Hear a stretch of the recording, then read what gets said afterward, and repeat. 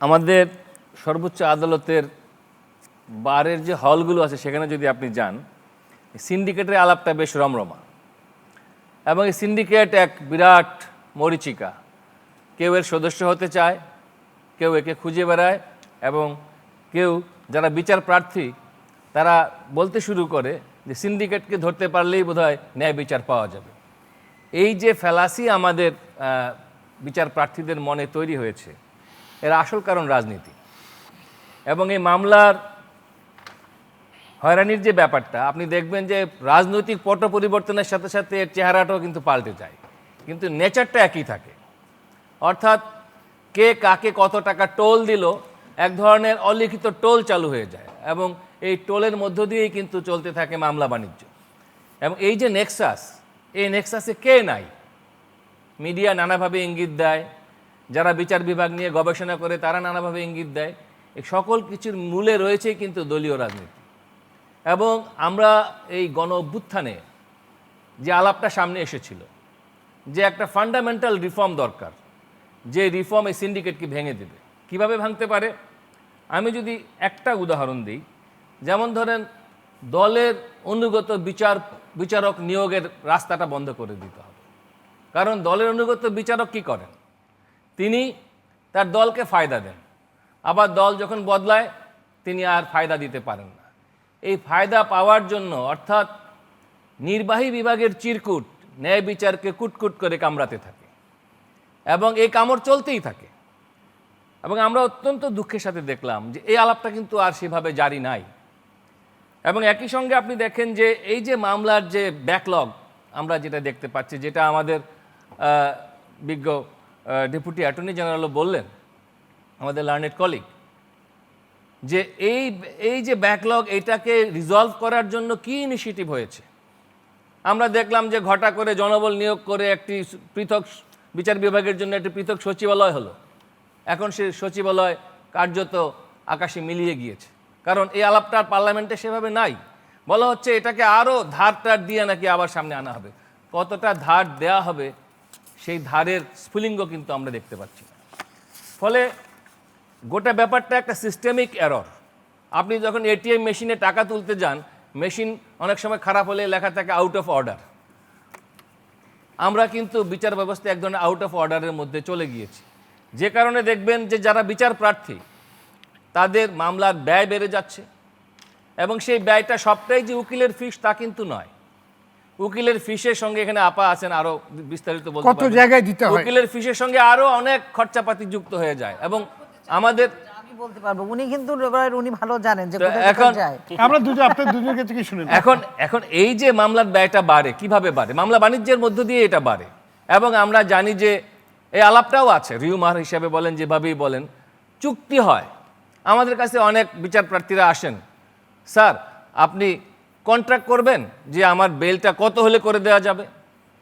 আমরা তখন বলি যে জামিনের গ্যারান্টি দিয়ে, শতভাগ গ্যারান্টি দিয়ে যেই উকিল মামলা গ্রহণ করে তিনি উকিল নয়, তিনি টাউট। হ্যাঁ, তো এই যে সিস্টেম যেটা হয়েছে, এখানে আমাদের গোড়ায় হাত দিতে হবে। আমরা যখন রাষ্ট্র মেরামতের কথা বলি, এটা তো শুধু 24-এর আলাপ না, এই আলাপটা তো আগেও ছিল। আপনি দেখেন আমাদের যে দণ্ডবিধি, যেটা 1860 সালে হয়েছে, এটা কিভাবে কার দ্বারা হয়েছে? লর্ড ম্যাকলে, একটা ব্রিটিশ শাসক। তার দৃষ্টিভঙ্গি কী ছিল? যিনি লৈঙ্গিক সমতায় বিশ্বাস করতেন না, যিনি মানুষে মানুষে ভেদাভেদে বিশ্বাস করতেন। এবং একটা ভেদাভেদের সমাজে বলা হয়ে থাকে আইন হলো একটা মাকড়সার জাল, যেখানে ক্ষুদ্র ক্ষুদ্র পোকামাকড় আটকায় এবং ভোমরা ঠিকই এই জাল ছিঁড়ে বেরিয়ে যায়। এই রকম একটি আলাপ কিন্তু জুরিসপ্রুডেন্সে আছে। ফলে এরকম একটি জায়গায়, যেটা আমাদের আশা ছিল যে এই মামলা বাণিজ্য বন্ধের জন্য একটা ফান্ডামেন্টাল রিফর্ম হবে, সে ফান্ডামেন্টাল রিফর্ম কিন্তু হয় নাই। আপনি দেখেন, আপনি জামিন পেলেন, আমার ব্যক্তিগত অভিজ্ঞতা থেকে বলতে পারি, আগাম জামিন পেয়েছি, 14 দিনের জামিনের আপনার দেওয়া হলো, এবং ওই জামিনের অর্ডার কমিউনিকেট করতে করতেই কিন্তু আপনার জামিনের মেয়াদ এক্সপায়ারি হয়ে যায়। আমাকে আবার সেই আদালতে একই বিষয়ে আবার জামিন চাইতে হয়, এবং এটা আমার অপরাধে কিন্তু এই বেল কমিউনিকেশনে দেরি হয় নাই, দেরি হয়েছে সিস্টেমের জন্য। কারা সিস্টেমটাকে আটকে দেয়? সিন্ডিকেট। দায়টা নিবে কি? এই দায় ব্যবস্থার, এই ব্যবস্থাটা বদলের জন্যই কিন্তু রাষ্ট্র মেরামতের আলাপটা এসেছিল। এই মেরামতের জায়গাটা কি, যেমন ধরেন আমাদের কনস্টিটিউশনের আর্টিকেল 7-এর দিকে যদি আমরা দৃষ্টি দেই, আর্টিকেল 7 কি বলে? আর্টিকেল 7 আমাদের জনগণের সার্বভৌমত্ব সংবিধানের প্রাধান্যের কথা বলে। সেই জায়গা থেকে আপনি যদি আর্টিকেল 27-এ চলে যান, সেটা সুস্পষ্টভাবে বলেছে যে আইনের দৃষ্টিতে সমতা। তা আইনের দৃষ্টিতে সমতাটা কেমন? সরকারি দলের উকিলের জন্য সমতা আর বিরোধী দলের নামধারী উকিলের জন্য সমতা কি এক হবে? এক হবে না। সেই জন্যই কথা উঠেছে যে বারগুলোকে, বিশেষ করে সুপ্রিম কোর্ট বার এবং সারা দেশের সকল বারকে দলীয় রাজনীতির প্রভাব মুক্ত করতে হবে। অর্থাৎ দল দেখে উকিল নয়, মেধা, যোগ্যতা, সততা দেখে উকিল নির্ধারণ করতে হবে। অর্থাৎ যে কোটা নয় আন্দোলন যেটি হয়েছিল, সে আলাপটা তো নাই।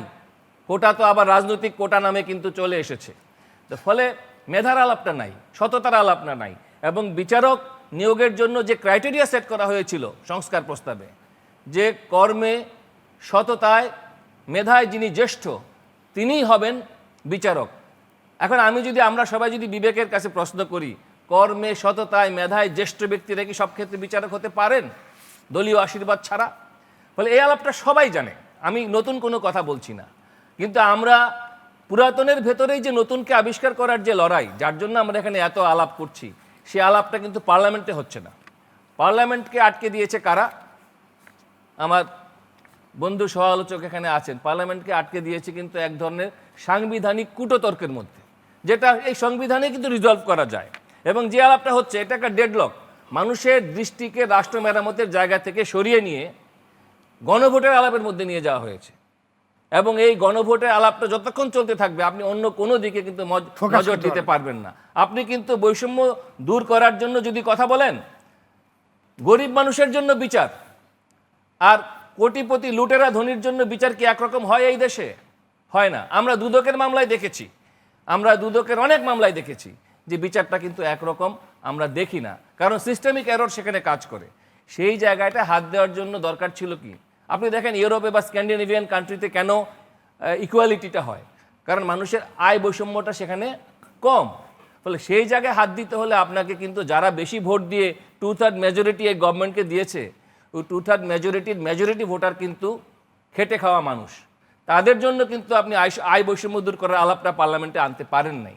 আপনি বারবার বলছেন যে আপনি শিশু সরকার, এখনো শিশু কবে সাবালক হবে, তারপরে বিয়ে করবে, বাচ্চা দেবে, it's long way to go. কিন্তু আপনাকে তো সকালটা দেখেই বুঝতে হবে যে সামনের দিনটা কেমন হবে। ফলে আমরা দেখতে পাচ্ছি যে মামলা বাণিজ্যের আলাপ, হয়রানিমূলক মামলার আলাপ সে পুরনো বন্দোবস্তের মধ্যেই রয়ে গিয়েছে। নতুন বন্দোবস্তের যে আলাপ হয়েছিল, সে আলাপ কিন্তু কার্যত হাওয়ায় মিলিয়ে গিয়েছে।